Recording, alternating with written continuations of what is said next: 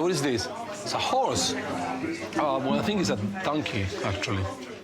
3-year-old Diego is in St. George's with his parents after having a seizure at nursery. But then you need to walk with this, like jumping and move towards. Come on. Yeah, that's it. That's the one. Oh, accident. I'm from the south of Spain. The city is called Linares. It's an awesome place. I think it was one of my favorite places in Spain. As a child, I was a really curious guy.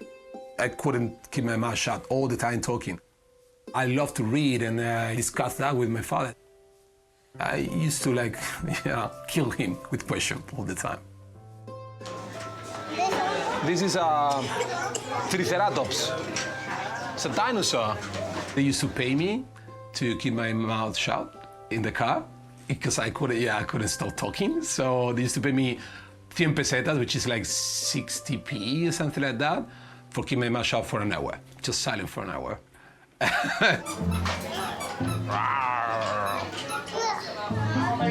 Put on this. Good boy. I really admire my father. I think he's like a really intelligent person, smart person, capable. He always told me you need to be hard worker always tell the truth. Many of the times I was just like, I wanted to just learn about all the stuff he was saying. Diego. Hello. Hi there. There we go. So my name is Alex. I'm one of the doctors here. Nice to meet you both.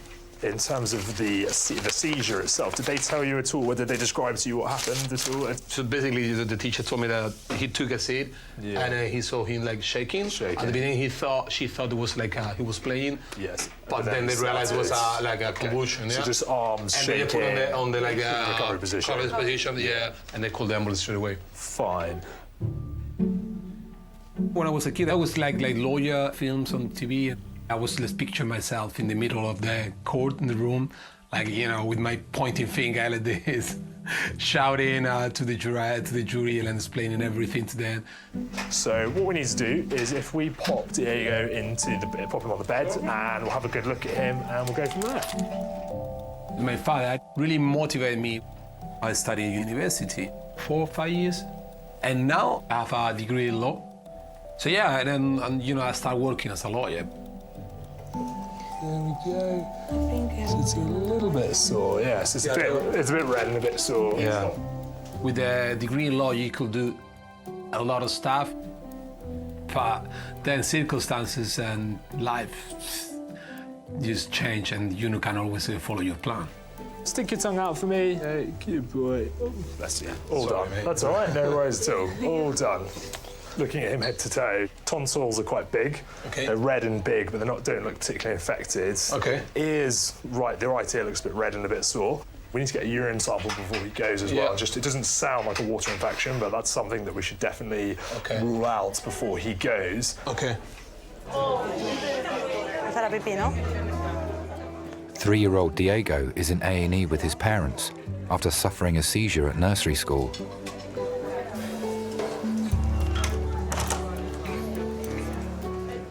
Spain was on the peak of the recession, so like 2009. There were like 30% unemployment. And then I lost my job as a lawyer. Hi, Dad. It's just gone for a wee bit. What we need to do is recheck the observations and basically go from there. Okay. We didn't have any hopes to find like a decent job in Spain. So the best option at that moment definitely was coming in the UK. Since that day, we have to reinvent ourselves. Great. I will let me grab some gloves, Mum, and I'll take that off your hands. I obviously couldn't do nothing with my law degree. English law is completely different. I'm not a snob. I'm not afraid to work if I have to. Having a kid in here with no family support, with the prices of the childcare, that was the really scary thing. We start from the very bottom at the beginning.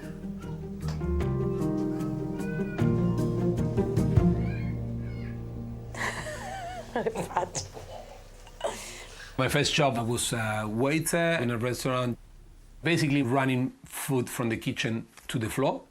When I was not running the food, I was like polishing plate with water and vinegar, polishing the cutlery, cleaning glasses. It was a tough job. I mean, it's a physical job, but at the same time, it was something new for me as well. In a different country, in a different language. After a couple of years, we make a home of this city. Yeah. So urine was negative. Okay, so there's no sign of any infection or anything like that. So that's great. If the fever carries on more than 5 days, or you just think that you're not happy that he's not, not getting better, then bring him back in 3 or 4 days' time for a review. But otherwise, it should all just, as long as we keep on top of the temperature, he should be okay. Cool. So do you want to come with me, guys, and I'll take you out? That's it. There we go. If you come with me, young man. Cool. There we go, guys. Thank you. That's all right. No worries at all. Like everyone, you have bad days. You think that your life is a disaster, and then you're frustrating because you have a degree and you're doing something you don't supposed to do. But at the same time, I'm positive in the way that I consider myself really, really, really lucky. I have food every day, I have a house, I have a lovely family. With Diego, the good thing is I spend a lot of time with him.